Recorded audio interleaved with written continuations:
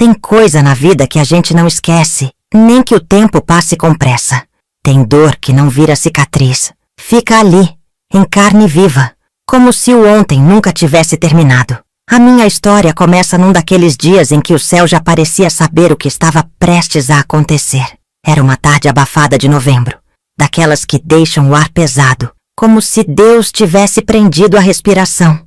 Estava no terreiro, lavando roupa no tanque de pedra, como fazia todas as tardes. Meus meninos Tonico e Zeca corriam descalços por ali, rindo alto, chutando uma bola feita de meia velha e sonho. Tonico tinha 8 anos, Zeca era só um toquinho de gente, com 5, 2 anjinhos com os pés sujos de terra e o coração limpo de maldade. Meu marido, o Amâncio, tinha saído cedo. Disse que ia resolver umas pendências com o coronel Benedito, um fazendeiro conhecido na região por mexer com gado, política e ameaças veladas. Amâncio era seco, de poucas palavras. Nunca me bateu, mas me feriu de tantas outras formas.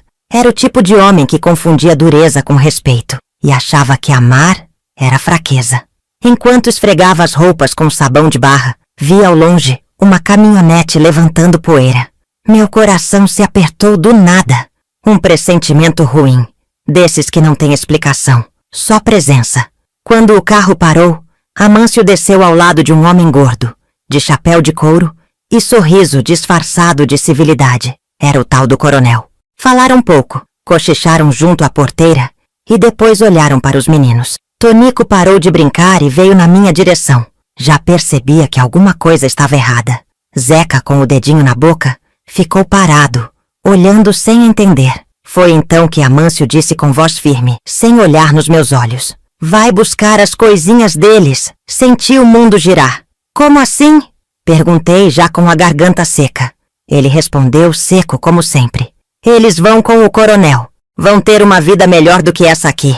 Ri de nervoso, de desespero. Você tá brincando comigo, Amâncio? Nossos filhos? Mas ele não estava brincando. O coronel abriu a porta da caminhonete. 2 peões desceram. Vieram direto na direção dos meninos. Tonico tentou correr até mim. Zeca começou a chorar, desesperado. Me joguei na frente deles gritando, me agarrando no peito de Amâncio, implorando como uma mulher que já sabia que estava perdendo tudo. Pelo amor de Deus! Não! Eles são meus filhos! Mas fui puxada por um dos peões. Caí no chão, com as mãos sujas de sabão e o coração estilhaçado. Vi meus meninos sendo levados. Aos gritos, Tonico berrava: mãe! Mãe! Zeca, pequeno demais para dizer qualquer coisa, estendia os bracinhos, chorando de soluçar. E eu fiquei ali, paralisada, esfarelada. A caminhonete sumiu no fim da estrada de terra, levando meu mundo inteiro embora. Amâncio entrou em casa como se nada tivesse acontecido. Eu fiquei lá fora até o sol se pôr, até a noite cair. Não comi, não dormi, não respirei direito. Sentei no chão do quarto dos meninos e abracei os travesseiros ainda com o cheiro dos meninos. O silêncio da casa virou um grito que só eu ouvia. No outro dia fui atrás, fui na delegacia, na prefeitura, bati na porta do padre. Contei, implorei, supliquei, mas ninguém quis mexer com o tal do coronel. E Amâncio, aquele miserável, espalhou que os meninos tinham ido estudar com parentes no sul. Disse que eu estava perturbada com mania de perseguição. O mais triste, teve gente que acreditou. Passei meses andando feito alma penada, com o rosto inchado de tanto chorar. Até minha mãe, mulher dura da roça, me disse para aceitar a vontade de Deus. Mas aquilo não era vontade divina, não. Aquilo era crueldade pura, maldade fria, planejada e executada com a frieza de um carrasco. E enquanto eu me desfazia por dentro, Amâncio seguia a vida. Ia à feira, tomava pinga com os amigos, contava piadas. Nunca mais falou dos meninos, como se eles nunca tivessem existido, como se nunca tivessem corrido pelo terreiro, nem me chamado de mãe. Mas eu lembrava deles, todo santo dia, do cheiro do cabelo suado, do barulho das risadas, das perguntas bobas antes de dormir. E jurei de joelhos no chão que se um dia Deus me desse o milagre de reencontrar meus filhos, eu contaria a verdade, toda, mesmo que fosse a última coisa que eu fizesse nesse mundo. Os dias que seguiram foram um martírio em silêncio. Eu levantava da cama com os olhos inchados, fingia cuidar da casa, da horta, das galinhas, mas por dentro, eu era só escombro. Cada canto da casa gritava pelos meus meninos. O prato que Tonico usava, a cadeira de balanço onde Zeca adormecia, ouvindo cantiga. O barulho do vento parecia dizer o nome deles. E eu só sabia chorar. Amâncio fingia que nada havia acontecido. Chegava em casa cheirando a cachaça, deitava na cama e dormia como um morto. Eu o odiava. Odiava com um fervor que me fazia sentir vergonha de mim mesma. Já não era amor o que existia ali. Era prisão. E eu sabia disso. Mas onde ir? Com que força? E com que coragem? A cidade era pequena. As línguas afiadas se movimentavam nas sombras, mas ninguém dizia nada na minha frente. Todos tinham medo do coronel, e Amâncio sabia muito bem com quem se aliar. Eu era a única sozinha, e em silêncio. Mas a esperança tem um jeito estranho de se esconder nos lugares mais inesperados. Um dia, enquanto limpava um velho armário de mantimentos, encontrei um caderninho enrolado num saco de pano, escondido lá no fundo. Era o caderno de Tonico, com rabiscos tortos, desenhinhos toscos e letras trêmulas. Ele tinha escrito um diário, como chamava. As últimas páginas me fizeram desmoronar. Ele falava sobre um homem grande que vinha conversar com o pai à noite. Dizia que esse homem queria levar eles para longe. Li algumas frases que me perturbaram e que nunca vou esquecer, como: papai diz que vai ser melhor, mas eu tenho medo. Mamãe não sabe, mas vou contar para ela um dia. Queria ficar aqui. Gosto de dormir com Zeca abraçado em mim. Li aquilo com as mãos tremendo. Tonico sabia. Ele sentia. E foi por isso que naquele dia ele correu para mim. Porque ele sabia que só eu poderia salvá-los. Mas eu falhei. Naquela noite, me levantei da cama sem fazer barulho. Fui até o velho baú no canto do quarto. Abri devagar e tirei a única lembrança que restava da minha juventude. Uma carta que meu pai escrevera antes de morrer. Junto dela estava um colar simples, com uma medalhinha de São Bento. Sempre achei que aquele objeto me traria proteção. E naquela noite, agarrei nele com toda a minha fé. Então, sem pensar muito, fugi, antes do amanhecer. Levei só uma muda de roupa, o caderninho de Tonico, a medalha e o pouco de dinheiro que restava escondido dentro de uma lata de biscoito. Peguei carona num caminhão de leite e fui embora da cidade. Deixei tudo, casa, marido, reputação, com o único objetivo de ir atrás dos meus filhos. Não sabia por onde começar, mas lembrei de um lugar que poderia me trazer pistas. A fazenda do Coronel Benedito. Fui até lá, com o coração na garganta. A propriedade era enorme, cercada por arame farpado, com cães latindo e peões indo e vindo. Fingi ser uma velha conhecida. Disse que queria falar com Benedito pessoalmente, mas me barraram no portão. Voltei no dia seguinte, e no outro, até que consegui.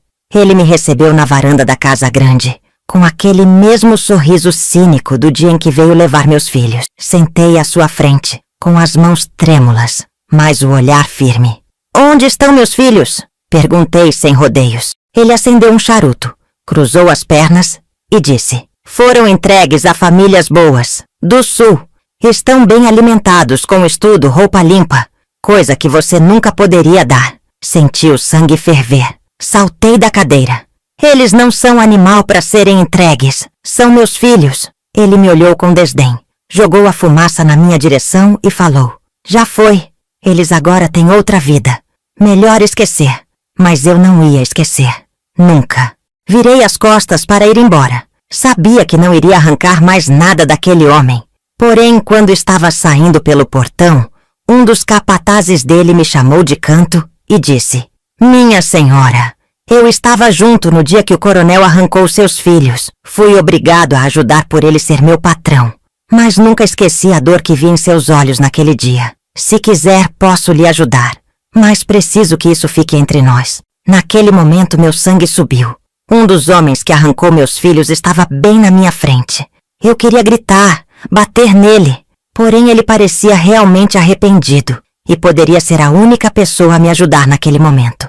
Então, eu pensei bem e disse: "E como você vai me ajudar?" Então ele falou que meus filhos haviam sido vendidos para uma família rica, de muito poder, chamada Família Albuquerque de Santa Maria. E foi com isso que comecei minha jornada. Sozinha, sem mapa, sem certeza. Apenas com a fé de mãe. A fé de que, de algum jeito, eu traria meus meninos de volta. Nem que fosse a última coisa que eu fizesse. Santa Maria era longe, muito longe. E eu, uma mulher sozinha, com o rosto marcado pelo sol e pela dor, sem dinheiro nem documentos, era só mais uma alma invisível no meio do mundo. Mas havia algo dentro de mim que queimava, que empurrava meus passos adiante. Era como se a lembrança do grito do Tonico ainda estivesse viva no meu ouvido, me guiando. Peguei carona com o caminhoneiro, andei quilômetros a pé, dormia em pensões baratas e, quando não tinha escolha, me abrigava em rodoviárias. Durante as noites, rezava com a medalhinha apertada na mão. Cada passo, cada noite mal dormida, cada prato que eu deixava de comer, era por eles, pelos meus meninos. Demorei mais de uma semana para chegar em Santa Maria. Quando desci do último ônibus, sentia o corpo todo doído, os pés em carne viva e a alma prestes a desabar. Mas bastou olhar as ruas daquele lugar, as árvores balançando com o vento e o céu carregado de nuvens, para sentir que eu estava mais perto deles. Comecei a procurar pela tal família Albuquerque. Rodei por cartórios, bati em portões, procurei em lista telefônica. Disseram que havia uma família rica com esse sobrenome, morando num casarão no alto do bairro Rosário. Fui até lá, com o coração disparado. A casa era enorme, cercada por muros altos e jardins bem cuidados. Toquei a campainha com os dedos sujos de poeira. Uma empregada atendeu. Disse que os patrões não estavam, mas eu insisti. Inventei que era amiga da esposa do senhor da casa. Ela me deixou sentar na entrada, sob um toldo. Esperei horas. No fim da tarde, uma senhora elegante chegou.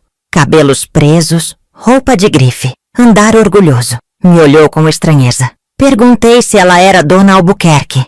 Ela confirmou. Eu vim por causa de um menino. Falei, tentando não deixar a voz tremer. Zeca! Ele é meu filho. Ela ficou estática. 1 segundo, 2, 3, até que forçou um sorriso. A senhora está enganada. Por favor, me escuta. Ele tem 5 anos. Tinha uma pintinha no pescoço, no lado esquerdo. Chupava o dedo para dormir. Gosta de cavalinhos. Ela empalideceu. Não disse nada. Apenas mandou que eu me retirasse.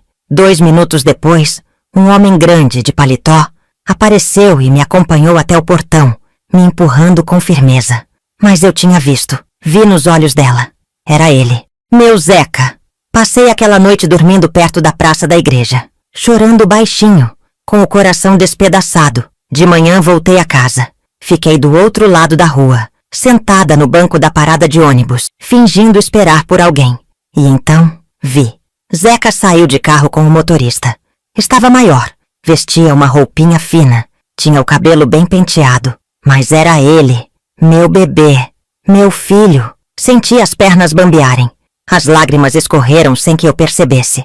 Vi ele com um brinquedo nas mãos, olhando pela janela com aquele mesmo olhar curioso que tinha desde pequeno. Eu quis correr, gritar, bater na porta do carro e arrancá-lo dali, mas não consegui. Fiquei paralisada. Ele estava vivo, estava ali, mas tão longe de mim. Nos dias que seguiram, fui várias vezes até aquela rua. Sempre me escondia. Às vezes o via sair, outras vezes só observava as janelas. Comecei a anotar horários, nomes, movimentos. Estava disposta a descobrir tudo, porque agora eu tinha uma certeza. Zeca estava ali. Mas onde estava Tonico? Passei a perguntar nos arredores sobre outras famílias que poderiam ter adotado crianças nos últimos anos. Usei o nome do coronel. Disse que estava procurando 2 meninos irmãos, que um já havia encontrado e precisava do outro. A maioria das portas se fechava antes mesmo que eu terminasse a frase.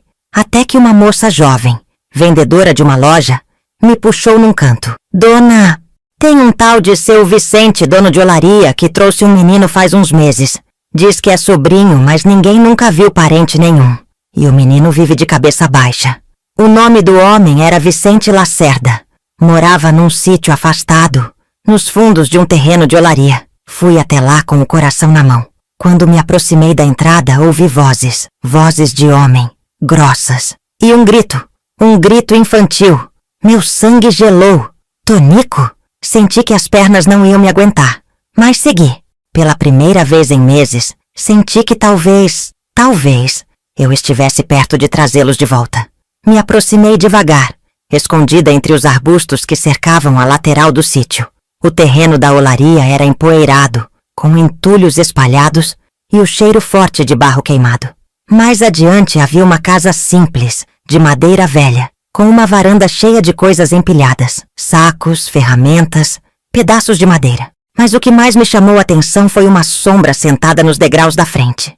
Um menino magro, de cabeça baixa, com os joelhos encostados no peito. Meu coração apertou. Mesmo de longe, eu reconheceria aquele jeitinho. Era Tonico. O cabelo já não era igual. Parecia raspado, sem corte. A roupa suja, as mãos encardidas. Mas era ele, meu menino mais velho. O mesmo que me fazia perguntas demais, que gostava de desenhar passarinhos no caderno, que protegia o irmão como se fosse pai. Naquele instante, tudo ao redor ficou mudo. Não ouvi mais os gritos, nem os latidos, nem os ruídos da olaria. Era só eu e ele. Pensei em correr, abraçá-lo, gritar seu nome. Mas o medo de assustá-lo, ou pior, de atrair a atenção do tal Vicente, me fez recuar. Esperei com o coração batendo como tambor, até ver um homem sair da casa. Era forte, de barriga grande, camisa aberta até o peito. Falava alto e gesticulava como se estivesse dando ordens. Ele olhou para o menino e gritou: "Levanta, moleque! Já descansou demais!" Tonico se levantou de imediato, sem responder. Os ombros encolhidos, o olhar no chão. Aquilo me dilacerou. Fiquei observando até o fim da tarde. Quando escureceu, o menino voltou para casa e as luzes da varanda se apagaram. Dormi ali perto mesmo, escondida sob uma árvore, usando meu chale como coberta. O frio da madrugada não me incomodava mais que a angústia de ver meu filho tão perto e tão longe ao mesmo tempo. Na manhã seguinte tomei coragem. Fui até a cidade e procurei a delegacia. Contei a história toda. Mostrei o caderninho de Tonico, a medalha de São Bento, os poucos documentos que tinha levado comigo. O delegado, um sujeito de bigode grosso e voz lenta, ouvia com cara de desinteressado. "Minha senhora, a senhora não tem prova de que a criança é sua. E mesmo que tivesse, esse caso parece antigo demais. Vai ser difícil reverter alguma coisa agora." "Mas são meus filhos! Eles foram vendidos!" Ele me olhou com um certo desprezo, como se eu fosse apenas mais uma mulher desesperada inventando coisa. "Procure um advogado. Aqui a gente não pode fazer nada sem ordem judicial." Sai dali mais uma vez sem esperança na justiça, mas com mais certeza de que, se eu não fizesse alguma coisa com minhas próprias mãos, ninguém faria. Foi quando conheci Arnaldo. Arnaldo era jornaleiro, um homem magro, de olhos atentos, que adorava ouvir histórias alheias enquanto vendia os jornais na praça central. Contei a ele, sem muita esperança, tudo o que tinha vivido. Ele ficou em silêncio por um tempo. Depois disse: "Dona, isso que a senhora passou precisa ser contado.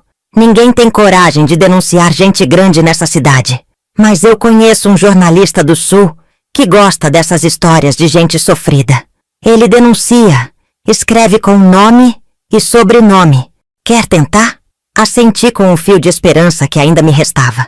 Arnaldo fez a ponte. Em poucos dias, o jornalista chamado Camilo veio até a cidade. Me ouviu por horas, gravou tudo, tirou cópias dos papéis, fotos do caderno de Tonico, da medalha, dos meus poucos documentos. Disse que escreveria a matéria com todos os nomes, inclusive o do Coronel Benedito. "A senhora tem certeza que quer expor isso tudo?" perguntou ele com um olhar preocupado. "Pode ser perigoso." Olhei bem fundo nos olhos dele. "Perigoso é uma mãe perder os filhos e ninguém fazer nada." Camilo publicou a matéria numa revista regional. A história se espalhou mais do que imaginávamos. Chegou na rádio, nos grupos da igreja, até no jornal da capital. Gente começou a comentar, a se indignar.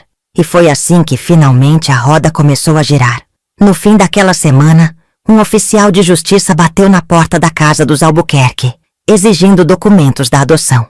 E bateu também na olaria de Vicente Lacerda, onde Tonico vivia como um serviçal. E então, tudo começou a mudar. Mas nem tudo se ajeita fácil quando a dor já tomou conta. A notícia correu mais rápido do que eu podia acompanhar. O artigo do jornalista Camilo caiu como uma bomba na cidade. Em poucas horas, todo mundo sabia.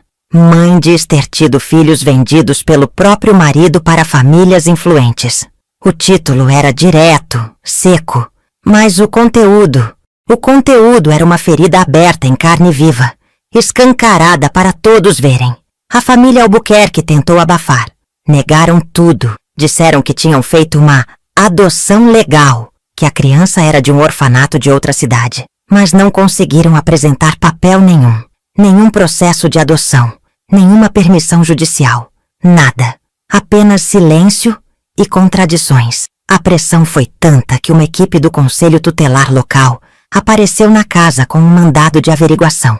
A empregada, aflita, entregou uma pasta com documentos falsificados, todos assinados com nomes forjados. Nem mesmo o nome de batismo do Zeca estava lá. Na mesma semana, a justiça determinou que o menino fosse entregue a um abrigo até que o caso fosse completamente esclarecido. Quando soube disso, minhas pernas fraquejaram. Zeca estava finalmente fora das mãos daqueles que o compraram, como se fosse um objeto. Mas também ainda não estava comigo. Corri até o abrigo. E foi lá que nos vimos pela primeira vez desde aquele dia, anos atrás, quando ele foi arrancado dos meus braços. Estava maior, com os olhos mais maduros do que deveriam ser para uma criança. Quando me viu, parou, me olhou por alguns segundos, como se reconhecesse, mas ainda duvidasse. Zeca, sou eu, meu filho, sou eu, a mamãe. Ele hesitou. Os olhos se encheram de lágrimas. E então veio correndo, tropeçando nos próprios pés, e se jogou nos meus braços. Mamãe. E ali, naquele abraço apertado e desesperado, eu soube que todo o inferno vivido até ali tinha valido a pena. O mundo podia continuar desabando ao redor, mas nós estávamos juntos. Tonico, por outro lado, não foi tão fácil. Quando os oficiais chegaram à olaria de Vicente Lacerda, encontraram o menino num quartinho nos fundos. Dormia sobre um colchão de palha, cercado de tijolos e poeira. Estava magro, com marcas roxas nos braços e um olhar que me gelou o sangue quando o reencontrei. Tonico, meu filho. Mas ele não correu para mim. Não chorou. Apenas me olhou, confuso, desconfiado. A cabeça baixa, as palavras presas. É verdade que você é minha mãe, disse ele. Tive que engolir o choro. Assenti, me aproximando devagar, como se ele fosse um passarinho arisco, prestes a voar. Eu sou meu amor, e nunca deixei de ser. Ele me olhou por mais um tempo, e então disse, mas por que você deixou a gente ir? Essas palavras me atravessaram como uma faca. Não havia defesa. Não havia explicação capaz de limpar a dor que ele carregava. Me ajoelhei na frente dele. Eu não deixei, Tonico. Eu fui enganada. Eu lutei, chorei, sofri e nunca parei de procurar. Cada dia da minha vida, eu sonhei em ver vocês de novo. Ele desviou o olhar, mas não me empurrou, nem me virou as costas. E aquilo, para mim, já era uma esperança. Os dois foram levados para um abrigo, enquanto a justiça analisava o caso. Eu visitei todos os dias. Levei comida, roupas, brinquedos. Mas mais que isso, levei histórias. Histórias do tempo em que eles eram bebês, de como gostavam de brincar no rio, de como Zeca tinha medo do escuro, e Tonico fazia caretas para fazê-lo rir. Aos poucos, os olhos de Tonico começaram a amolecer. Ele ainda era um menino ferido, mas começava a reconhecer no meu rosto um porto seguro. Foi nesse período que Amâncio desapareceu. A matéria no jornal escancarou o nome dele. Com medo de ser preso, sumiu do mapa. Dizem que foi pro interior do Mato Grosso. Outros dizem que fugiu do país. Não sei. E, sinceramente, nunca quis saber. A justiça finalmente reconheceu a fraude. A guarda dos meninos foi devolvida a mim, com o apoio do Ministério Público. As famílias envolvidas pagaram multas pesadas. Alguns funcionários públicos que haviam acobertado os documentos falsos foram afastados, mas ninguém foi preso. Nem Amâncio, nem o coronel. O poder tem braços longos. E quando se quer enterrar uma história, se cava fundo. Mas eu não estava mais interessada em vingança. Eu só queria minha família de volta. E recomeçar, do zero, mesmo com tudo quebrado. Mesmo com todos os pedaços de mim espalhados pelo chão. Receber meus filhos de volta foi como acordar de um pesadelo que já durava anos. Mas recomeçar... recomeçar é outra história. Ninguém ensina uma mãe a reconstruir o vínculo com filhos que foram arrancados de si no grito. Não havia manual. Não havia pressa. Só havia a verdade. E a verdade, quando é muito pesada, machuca até quem não tem culpa. Zeca era o mais próximo. Me chamava de mãe com naturalidade. Procurava meu colo. Me abraçava com força quando acordava de noite assustado. Já Tonico. Tonico era um campo de batalha silencioso. Me olhava como quem tenta lembrar de algo perdido no tempo. Dormia virado para a parede. Comia em silêncio. Raramente sorria. Levei meses para conquistar sua confiança. Comecei com pequenos gestos. Contava histórias antes de dormir. Deixava bilhetes com desenhos nos bolsos das roupas. Cozinhava seus pratos preferidos. Ou melhor, o que ele dizia lembrar como preferido. Certa noite, depois de uma conversa sobre passarinhos, tema que ele amava quando era pequeno, ele me perguntou: Mãe, por que ninguém veio me buscar antes? Fiquei calada por um instante, a garganta apertada. Por que mamãe não sabia onde você estava, meu filho? E quando soube, fiz tudo para te tirar de lá. Ele assentiu devagar e, pela primeira vez, deitou a cabeça no meu colo. Fiquei ali, acariciando seus cabelos, segurando o choro, como quem segura um cristal prestes a cair. Começamos uma nova vida numa casinha alugada nos arredores da cidade. Simples, mas nossa, com cheiro de café passado na hora, cortinas bordadas à mão e silêncio. Não mais o silêncio da dor, mas da paz. Os meninos voltaram à escola. No começo era difícil. Tinham vergonha, medo dos colegas, da rejeição. Mas com o tempo, e com muito amor, começaram a florescer de novo. Zeca passou a desenhar. Tinha talento. Dizia que queria fazer quadros grandes para contar histórias tristes com final feliz. Já Tonico, mais reservado, gostava de escrever. Criava contos sobre meninos que venciam monstros. Acho que, no fundo, era a forma dele de exorcizar os próprios. Uma assistente social passou a nos visitar de tempos em tempos. Ajudou muito. Conseguiu atendimento psicológico para os dois. E até conseguiu que a escola desse apoio extra. Foi a primeira pessoa de fora que olhou para nós sem pena, mas com respeito. Com o tempo, algumas portas começaram a se abrir. Costurei para fora, fiz bolos para vender e consegui montar um cantinho de costura dentro de casa. Meus dedos criaram calos de tanto trabalhar, mas cada ponto na agulha era também um ponto na minha alma. Certa tarde, enquanto costurava uma encomenda, Tonico chegou com um papel nas mãos. Mãe, é uma redação que eu fiz. A professora disse que era para escrever sobre alguém corajoso. Li o texto com o coração apertado. Ele contava nossa história, em palavras simples, mas cheias de verdade. No fim, dizia: minha mãe é a pessoa mais corajosa que eu conheço. Ela enfrentou monstros de verdade. E mesmo quando todo mundo dizia para ela esquecer, ela nunca desistiu de mim. Não consegui conter as lágrimas. Abracei ele com força. E naquele abraço, senti que algo dentro dele também se curava. Nesse mesmo período, fui chamada para dar um depoimento num evento da escola. Falaram que seria só para um grupo de mães. Mas quando cheguei, havia mais pessoas. Fiquei nervosa, com a mão suando, a voz presa. Mas então olhei para meus filhos, sentados na primeira fileira, e entendi que, se eu conseguia enfrentá-los sendo levados, eu também conseguiria contar o que aconteceu. Falei tudo, sem esconder, sem florear. Contei sobre a dor, sobre a raiva, sobre o abandono e também sobre o reencontro.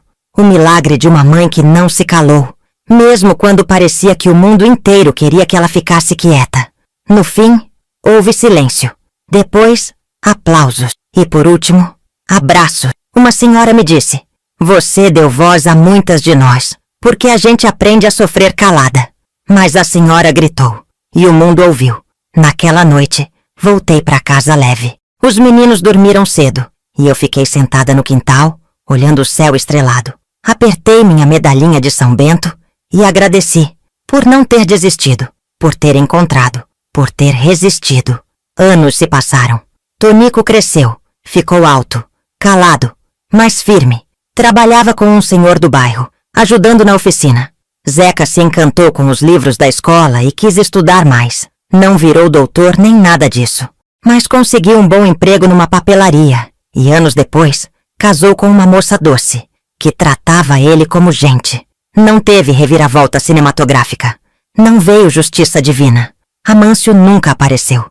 Nem coronel, nem desculpas, nem punição. Só o silêncio. E sinceramente foi melhor assim. Deus sabe o que faz e o que tira. Hoje minha casa é pequena, mas cheia de vida. Tem cheiro de café coado na hora, de pão assando no forno. Tem risada no fim de tarde. Tem foto dos netos na parede. E, principalmente, tem paz. Aquela paz que não se compra e nem se finge. Às vezes, sento na varanda com o pano de prato no colo e fico olhando o céu. Penso em tudo que vivi. E agradeço. Não porque foi fácil, mas porque eu resisti. E porque meus filhos, mesmo quebrados, voltaram para mim. E hoje são homens de bem. Homens de verdade. E se eu pudesse deixar uma única mensagem para quem estiver ouvindo minha história, seria essa. Não deixe ninguém te dizer que é loucura lutar pelos seus. Mesmo quando o mundo inteiro te chamar de exagerada, de maluca, de histérica. Lute. Porque amor de mãe não se explica. Se vive. E se defende com unhas e dentes. Se você gostou da minha história, se inscreva aqui no canal e deixe seu like. Até mais, meu povo!